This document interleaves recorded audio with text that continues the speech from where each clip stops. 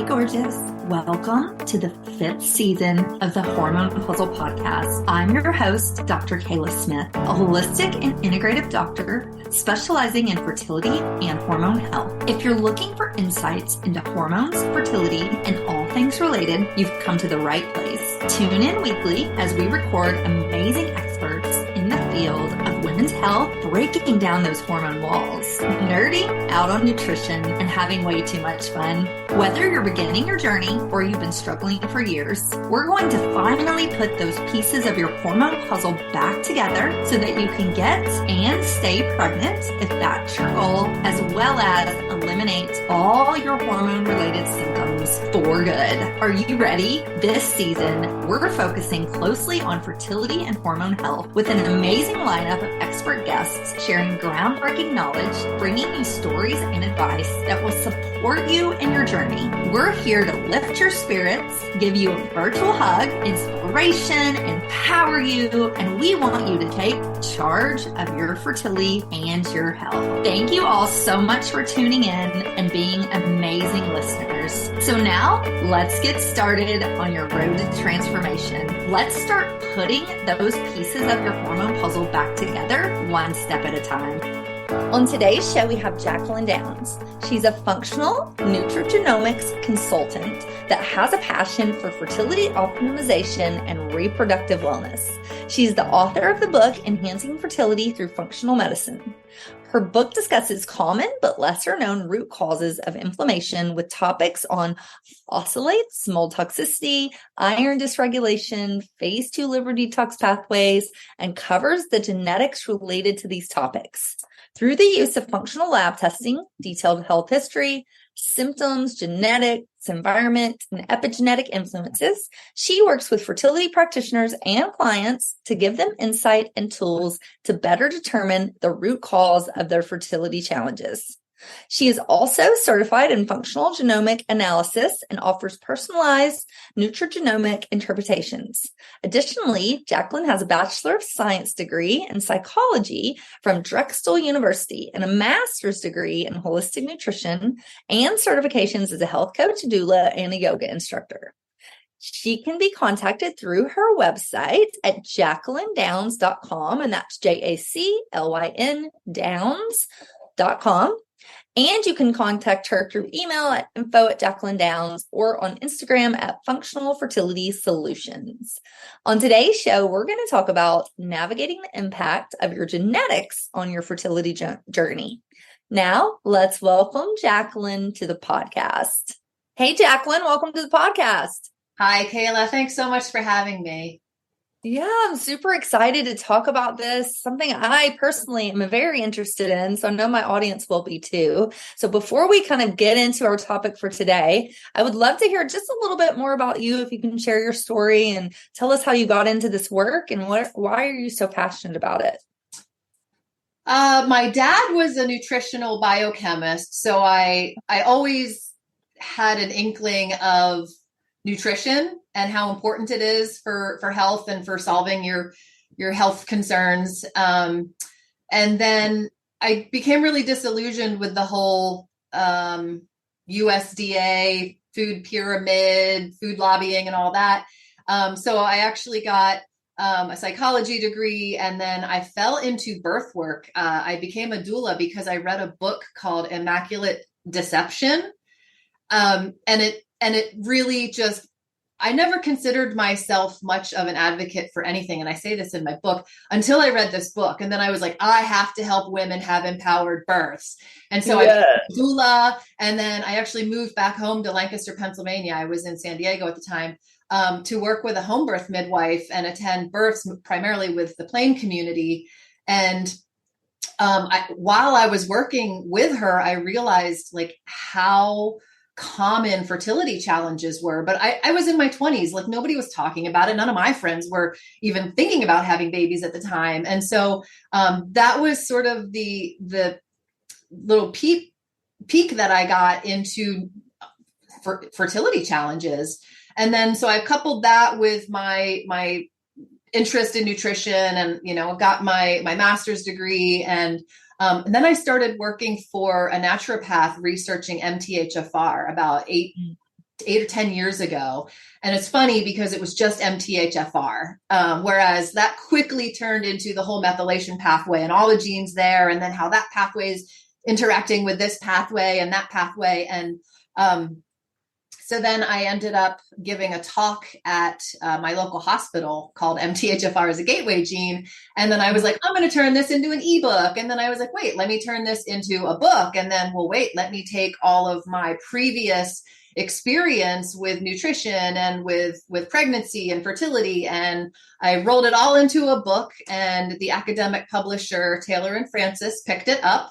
And it's called Enhancing Fertility Through Functional Medicine, Using Nutrigenomics to Solve Unexplained Infertility. So the book looks at common but lesser known root causes of oxidative stress, which is what causes inflammation. Oxidative stress, as your listeners probably know, is damage to the cell, whether it's the cell structure or the information that the cell contains. And also our eggs and sperm are cells. And so this book is a handbook for motivated lay people that are really into educating themselves and looking under rocks that their practitioners haven't. But it's also got the really technical biochemical and genetic information in appendices. So it's a handbook for practitioners too. So it's got a lot of information in it. Amazing. And I cannot wait to get my hands on it, because I'm just thinking I need that in my research library. So it sounds amazing. I love it. And we're going to be talking about some more about your book in the second half, but I would love to just dive into a few of the pieces in there. You talk about some lesser known reasons why we might have infertility issues. So can you dive into a few of those root causes?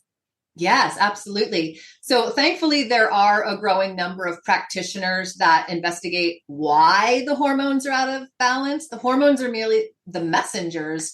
So forcing them with birth control or assisted reproductive technologies isn't really getting to the cause of why they're dysregulated. And that's one reason why I'm so stoked to be here on your podcast, because you and I are of the same mind there.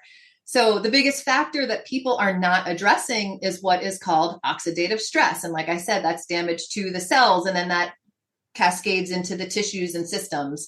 And so that is the cause and the result of inflammation. And so the factors that I mentioned in my book that cause oxidative stress are things like mold and mycotoxins, which is a huge topic I talk about with all my clients. Histamine intolerance, which is really, really common.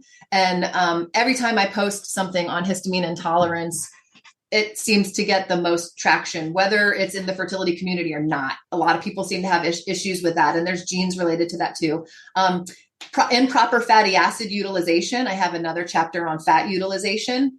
So important, because you need fats to make hormones. And if they're not being used properly, then they're not going to make the hormones, but they're also going to oxidize and cause inflammation. You can be eating a lot of healthy fats, or people are really into doing keto, but if you're not using them properly, then you're going to have a lot of inflammation being produced. Oxalates are another, they're sort of becoming more recognized.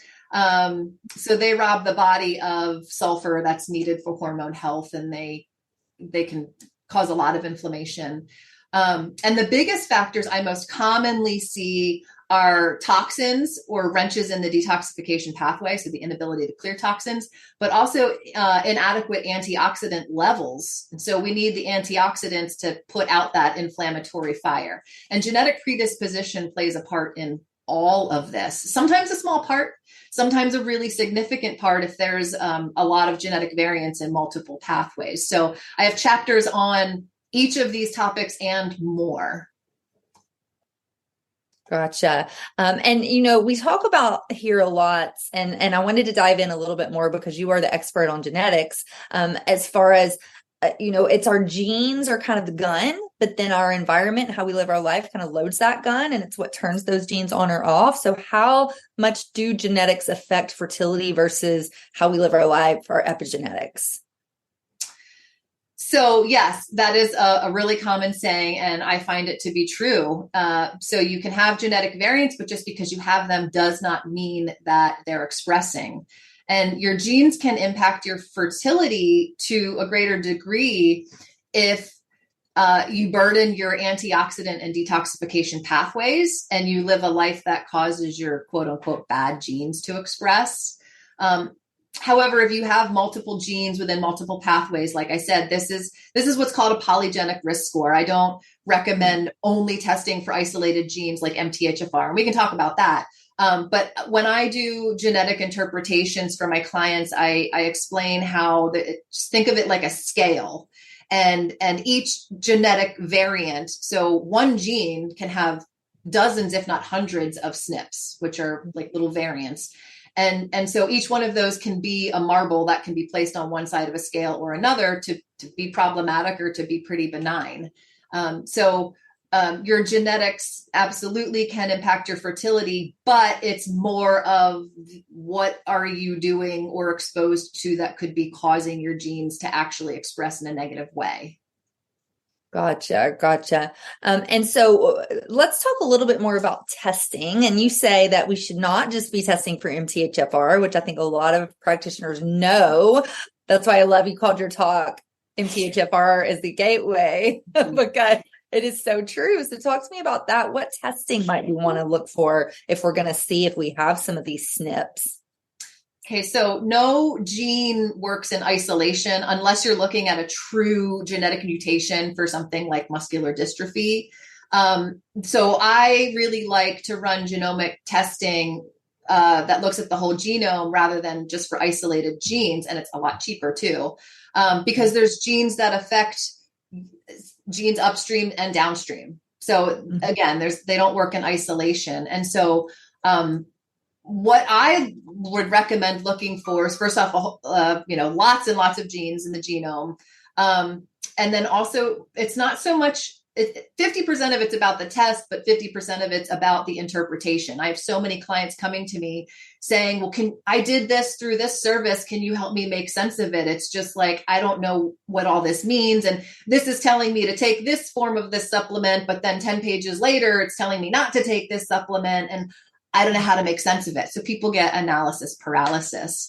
So a lot of those services just provide automated canned responses that are just, hey, you have this variant, so this is what the information I'm going to plug in.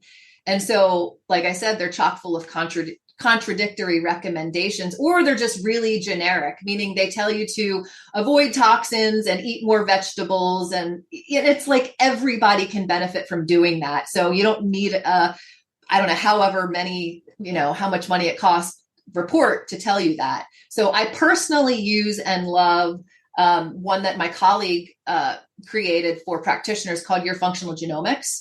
And it's designed to be paired with the Functional Genomic Analysis software that I use to do insanely comprehensive interpretations. Plus, I also recommend shying away from the really big companies that offer the cheap test kits because they don't make their money selling you the genetic test kit. They make their money selling your genetic information to these other companies. So that's why they offer them so cheaply. So that's just a caveat there. Now, I unfortunately did 23andMe back before they changed their chip in 2017 and took out a whole bunch of relevant information, but they still have my information. But I also did my colleague's kit, which just has so much more information and it's really safe and secure. And you can use an alias. Just don't forget what name you used. So it's really safe and it's more comprehensive for sure. For sure. And so can you talk just general about what the costs might look like? You don't have to be specific, just an overall view for our audience. And then talk about how we take these tests. Is this done through blood or through urine? Kind of talk to us about that. Yeah, so I provide two options. One for if you do have another like raw data from 23andMe or Ancestry or something like that. But I have a caveat on my website where you buy it, like, this is how to look to see which version you have, because it's kind of, I don't really want to provide my service if you're only providing me with a certain amount of genes, which would be their newer version. But if you have an older version and you did a 23andMe prior to August 2017, there's a lot more information that it would be worth it. And then also I have an option which is currently about $800 for the whole shebang. So it comes with a kit that you spit in. So you just need, it's a small tube. So you just want to fill that with saliva, and then you mail it to the lab, and then they analyze it. And then they provide you with all this mumbo jumbo raw data. And I upload that raw data into my software, and then I read your genes and interpret it, but I pair it with the really meticulous intake form that you filled out. Because the genetic test kit offers so much information, I'm not just going to go through blindly and read gene by gene by gene. I say, okay, what are your top health concerns? What are your previous diagnoses? What's your blood sugar like? What's your iron like?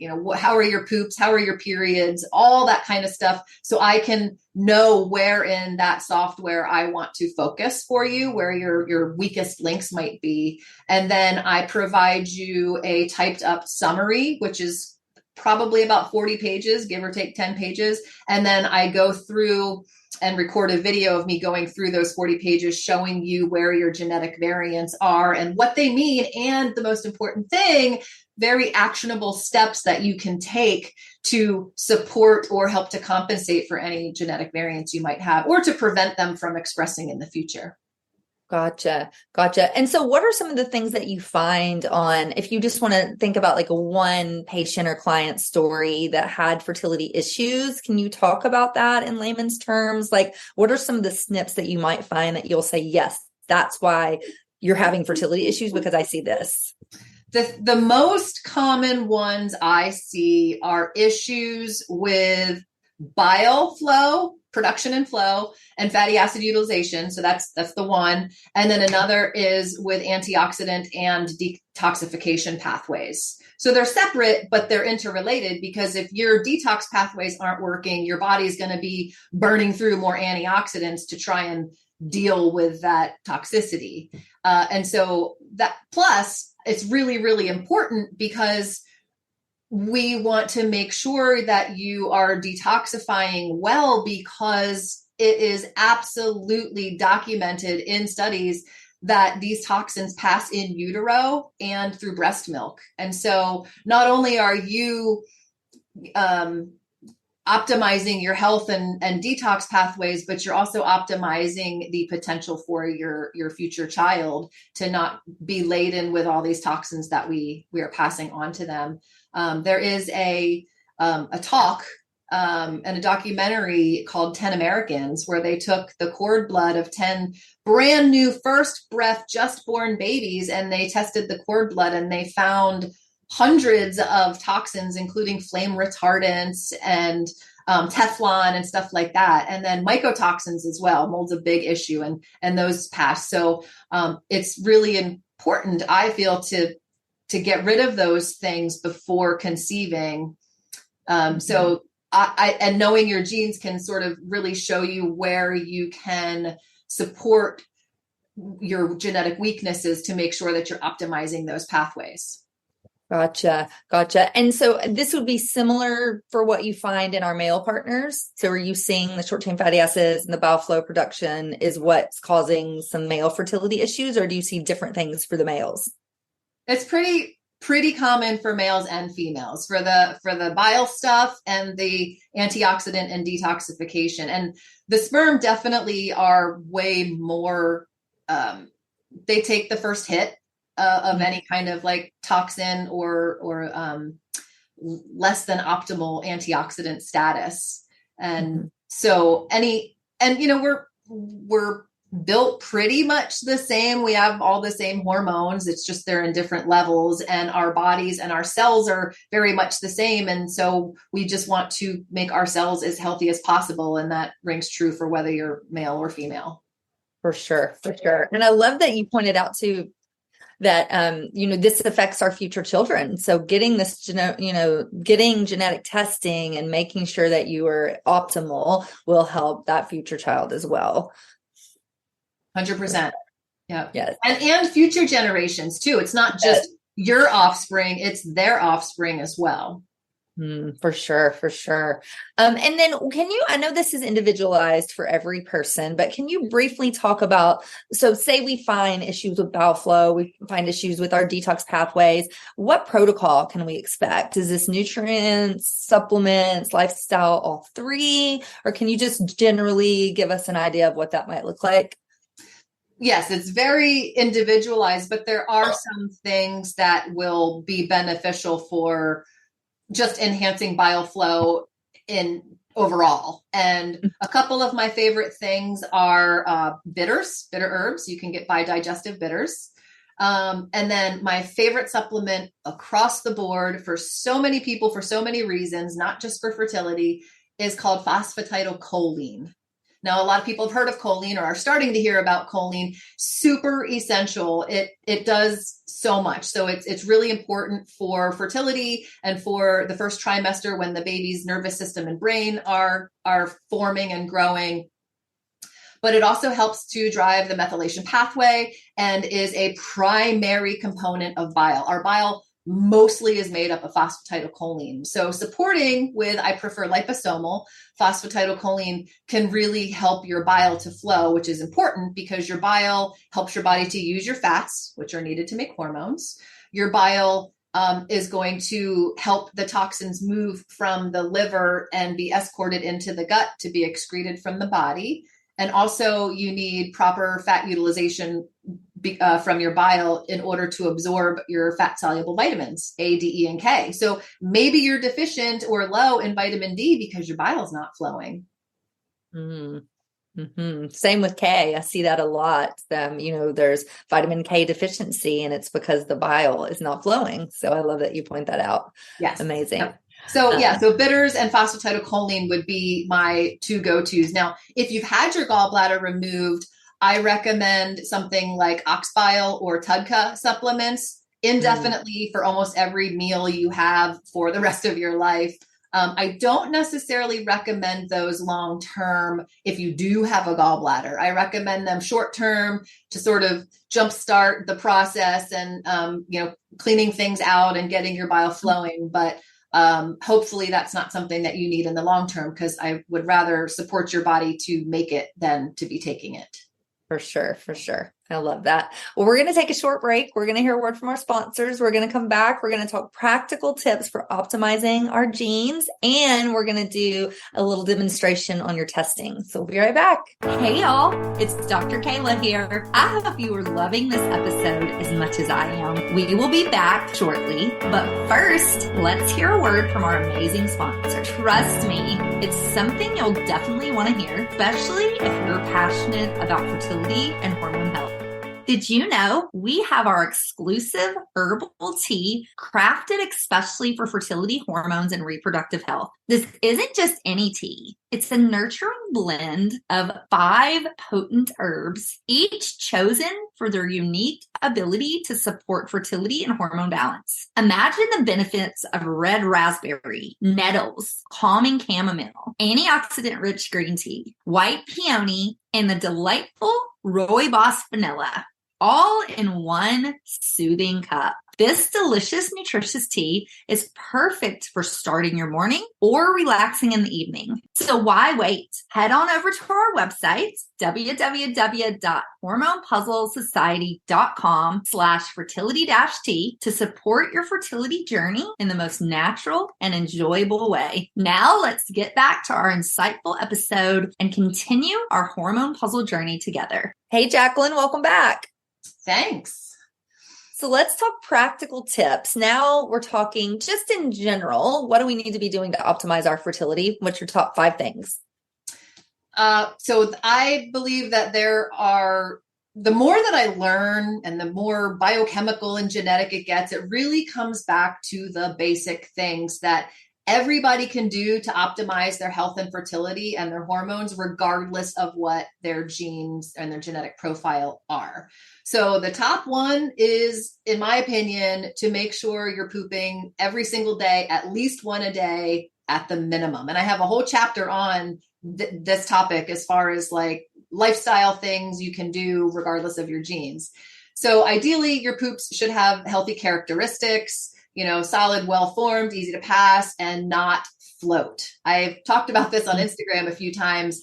If your stools float, that is telling me that you have undigested fat coming out, causing your stool to float. Just like when you make a salad dressing and the olive oil floats on top of the water, if you're not digesting and therefore utilizing your fats to make hormones and protect your brain and all that, then they're going to come out undigested and cause your stool to float. So I have all kinds of fun tidbits like that in my book.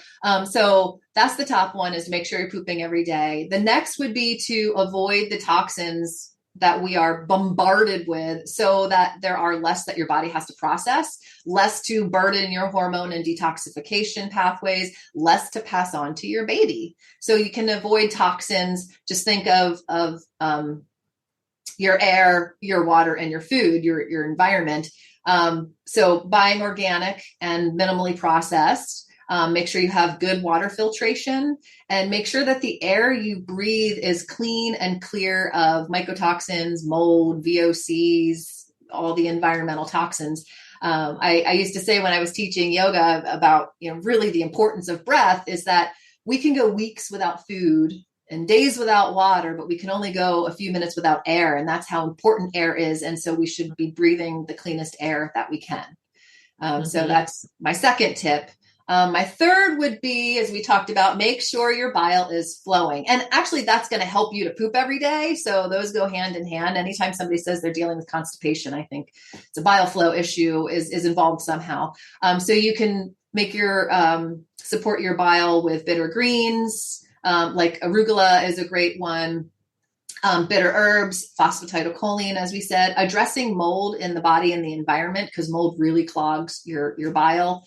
And taking bile supportive supplements like I recommended earlier. And then fourth, get more antioxidants from food and supplements. So eat a wider array of foods, try new foods you haven't before, try some ethnic foods. And then you can also supplement too with, especially like the high performance ones. I call the three big antioxidants that our body produces are glutathione and superoxide dismutase and catalase. I call them the trifecta of the antioxidants. And so the lucky thing is that you can take those. Now, some supplement qualities are better than others. So you want to make sure you do some research. But yeah, so get more antioxidants from your food and supplements. And then last, I think, would just be to do all of those lifestyle things that I'm sure have been talked about by a lot of fertility practitioners in our spaces.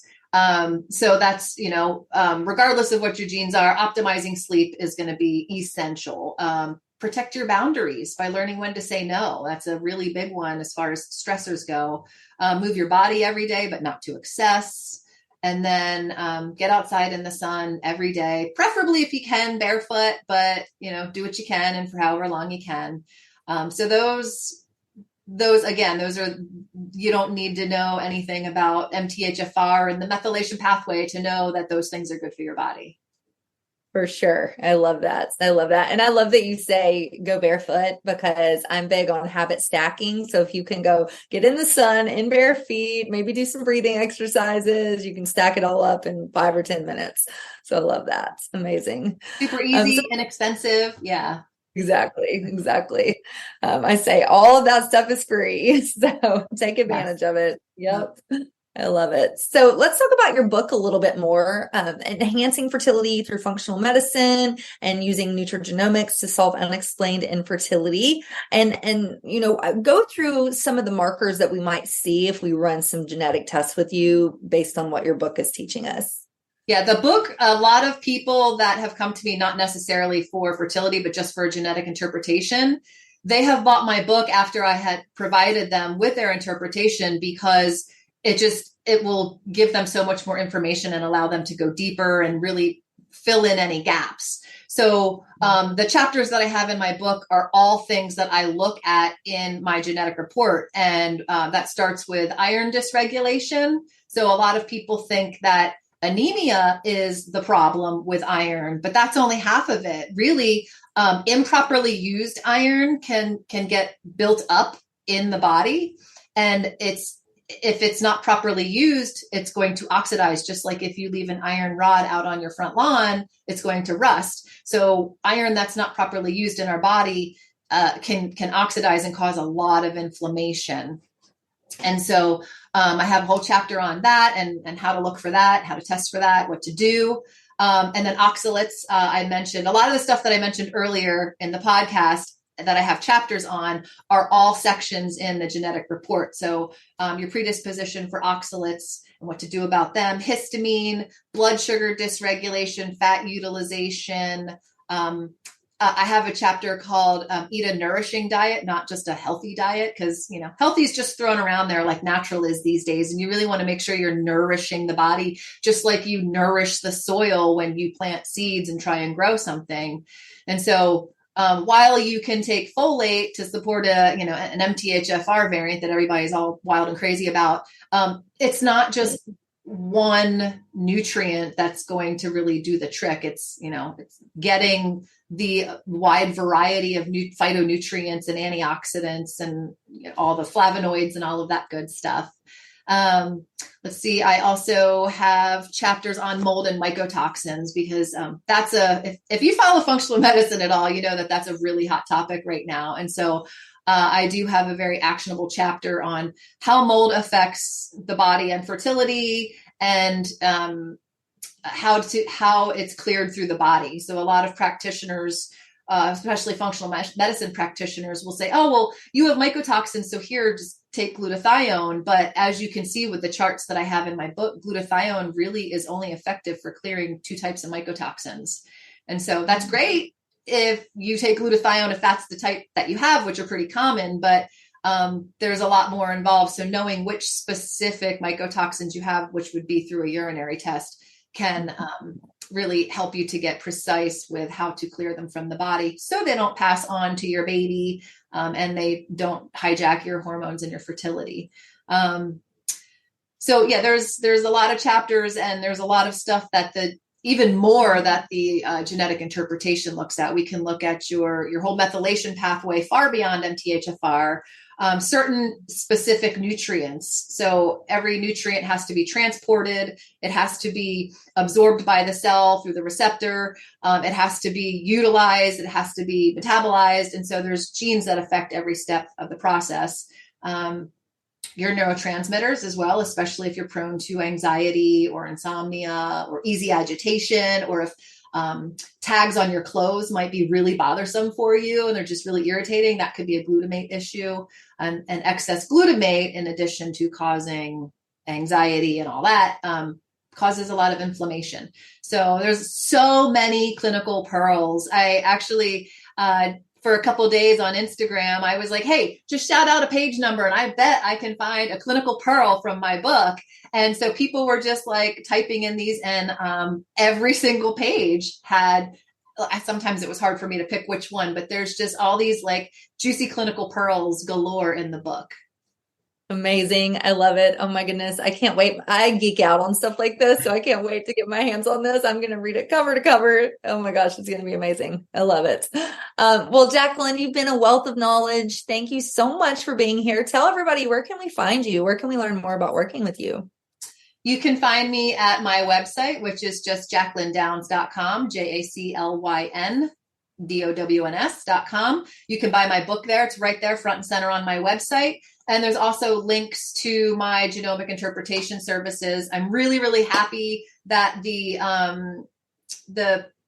website that I use now offers payment plans. So, if you're buying the whole interpretation package, that can have some sticker shock. So you can break it down into multiple payments, which is really nice. And then you can find me on social media, more likely on Instagram, where my handle is Functional Fertility Solutions. Amazing. I love it. And we're going to have you back on the Solving Infertility Summit, where we'll be on video and we're going to be going through a test together. So make sure everybody listening, you tune into that and look for that. It's at solving-infertility.com. So I love it. Amazing. Well, again, it's been amazing to talk to you. I've loved every minute of it. Any final thoughts you want to leave us with? What's a piece of advice you want to say to our listeners? So when you really dive into the whole like upgrading the diet and the lifestyle and the body care products and all of that stuff, it can be extremely overwhelming. And so that can stress a lot of people out. So my mantra is just like, this is better than that approach. You know, what can I do today that was better than yesterday? Or when I'm finished with this product that sits under my kitchen sink, I can upgrade to a more cleaner one. So just little steps and just the little changes that you make add up over time. And so that'll allow you to not completely stress out and say like, oh, forget it. It's just too much. I'm not going to do any of it. For sure. I love it. It's amazing. Well, thank you again for being here. My pleasure. I had so much fun. Thank you so much for having me, Dr. Kayla. And thank you, ladies, for listening to the Hormone P.U.Z.Z.L.E Podcast. We'll see you in the next episode. Bye for now. Hey, hang on a second. Before you go, I've got some fantastic free resources waiting for you over at our website. You can find that at www.hormonepuzzlesociety.com. You'll find everything from a fertility meal plan, a cycle optimizing quick start guide, even a pregnancy meal plan. Plus, there's masterclasses and blog posts from myself and leading experts in the fields of fertility, hormones, and nutrition, all designed to support you on your journey. And I wish there had been something like this when I was going through my 2 years of unexplained infertility, but there just wasn't. That's why I put all of these resources together for you. So make sure you go and check these out and make the most of the support that I've arranged for you. And here's a little secret. These are the same strategies and foods that helped me conceive not once, but twice, even after my doctor said that I couldn't.